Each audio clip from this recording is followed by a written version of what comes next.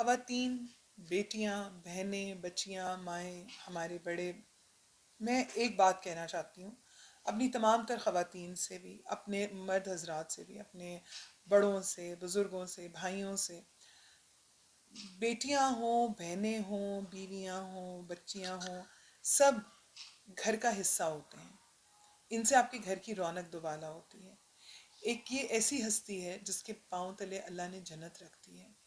ایک ایسی ہستی جو آپ کے گھر کو ہنساتی بھی ہے، آپ کے گھر کو سنوارتی بھی ہے، سجاتی بھی ہے، آپ کے دکھ سکھ میں آپ کو سنبھالتی بھی ہے. آپ اسے کتنا سنبھالتے ہیں، آپ اسے کیا خوشی دیتے ہیں. کیونکہ اگر آپ کی گھر کی بیٹی کی آنکھ نم ہے، آپ کی ماں تنگ ہے، آپ کی ماں دکھ میں ہے، آپ کی زندگی کی ساتھی خوش نہیں ہے، تکلیف میں ہے، جائز چیزوں کی میں بات کہہ رہی ہوں. میں نہیں چاہتی کہ میری اس بات کو کہیں پہ بھی کوئی غلط تاثر لے، لیکن میں جائز چیزیں جو اس کا حق ہے، جو حق اس کو اسلام نے، جو حق اس کو اس ملک پاکستان کے آئین نے دیا ہے، کیا وہ حق آپ اس کو دے رہے ہیں؟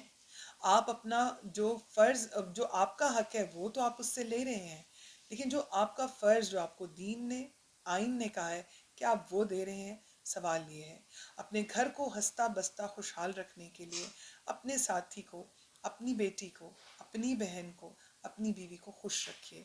کیونکہ میں سمجھتی ہوں زیادتی ایک ایسی چیز ہے، کسی قسم کی بھی ہو، چاہے جسمانی، ذہنی تکلیف، کسی قسم کا بھی دکھ آپ بیٹی کو دیں، بیٹے کو دیں، اپنے دوستوں کو دیں، کسی کو بھی دیں، یہ کارما ہے. زندگی کا پہیہ واپس پلٹ کے ضرور آتا ہے.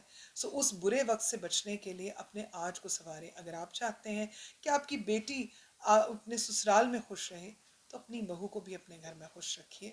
دوستوں کی طرح رہیے، پیار سے رہیے، محبت سے رہیے، ایک دوسرے کی عزت کیجیے. جہاں بیٹیاں اگر کچھ غلط کرتی ہیں تو ماں ڈانٹتی ہے، تو اگر ساس ڈانٹے تو بیٹی کو بھی، بہو کو برا نہیں منانا چاہیے. اسی طرح ساس کو بھی اگر بیٹی کچھ کہے تو برا نہیں اگر ماں کی بات مناتے. تو میرے خیال میں اٹس وائس ورسا. آئیے مل کر اپنے گھر کو خوشحال بنائیں، کیونکہ اگر گھر خوش ہوگا تو معاشرہ بھی خوش ہوگا. آپ سب مل کر ایک دوسرے کا خیال رکھیں. SDGs گولز تو ہیں ہی ہم سب کے، لیکن یہ کچھ ایسا ہے جو ذاتی بھی ہے اور میرے خیال میں سب کا اپنا بھی ہے. بہت شکریہ.